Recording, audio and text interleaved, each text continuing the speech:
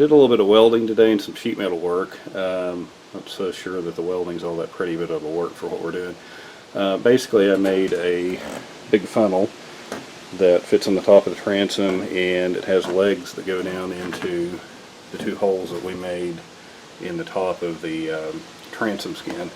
I also put two legs on the side. Let's see if you can see them here. And that's just to kind of brace it so that when it's full of seacast it won't fall over. I can't emphasize enough how important it is to have a good funnel if you're going to do this stuff. And this is really overkill. It could be anything. My last one was just some roofing flashing from Home Depot and some wood. But I had the breakout and I had this 20-gauge sheet metal laying around, so I said, you know, why not? Overkill is better than underkill. The one thing about seacast, it's kind of like fiberglass. Once you get started, you're pregnant and you can't stop, so make sure you get your ducks in a row. I also built this little funnel for the front bulkhead, kind of same idea. Just wanted to have some place to glop the stuff out of the 5-gallon bucket and then work it down in between the two skins that are going to form the front bulkhead. So got all that done. I think that I'm going to try to go ahead and pour the self-leveling seacast in the bottom. I still need to make two little dam pieces, but I think I'm going to try to do that. It's about 4. We're supposed to get really bad thunderstorms. I don't know, somewhere around probably 6 or 7, maybe tornadoes, baseball-sized hail, all that good fun stuff. So I'm going to make the dam, see what time it is, look at the radar, and maybe see if I can knock this out. Looks like we got a couple hours before the thunderstorms get here, although they look pretty nasty right now. The wind's already starting to kind of pick up, kind of head west, kind of inflow. But anyhow, this is the seacast. Just opened it up. There was a little bit of it stuck to the lid. Looked like it got sloshed around in shipping, and it's kind of, I don't know, stiff right now. I think once you start mixing it, it'll thin down. That's our hardener, and that is the chopped fiber that we'll be dumping in here.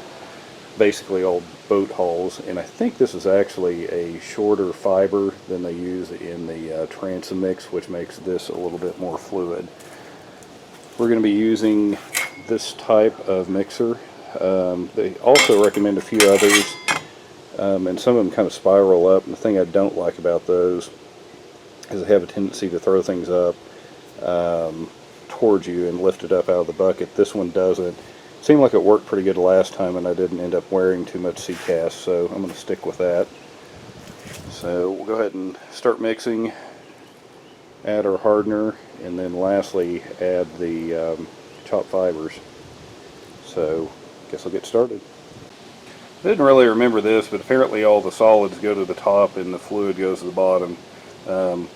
Once I shoved the mixer down in there, it started squishing up, so it's just kind of a big nasty mess right now. Go ahead and mix it up and see if we can get an even consistency out of it.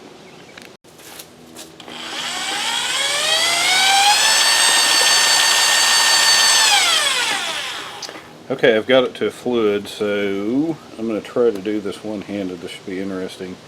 I'll try to put in the hardener and mix it.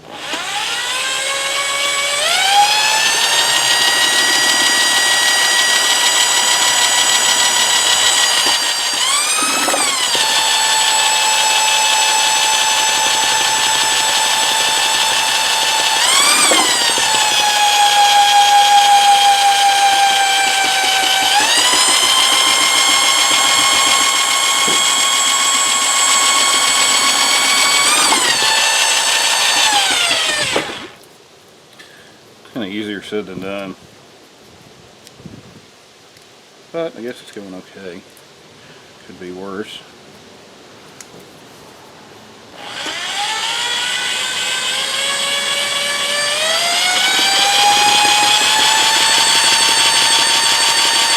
So we'll go ahead and keep doing this, get this mixed up.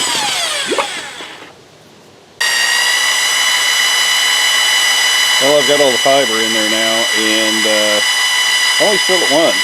It's a lot stiffer now, but it's still supposed to flow out. So go ahead and keep mixing it up, get it kind of uniform and consistent, and then we'll start pouring it, see what happens.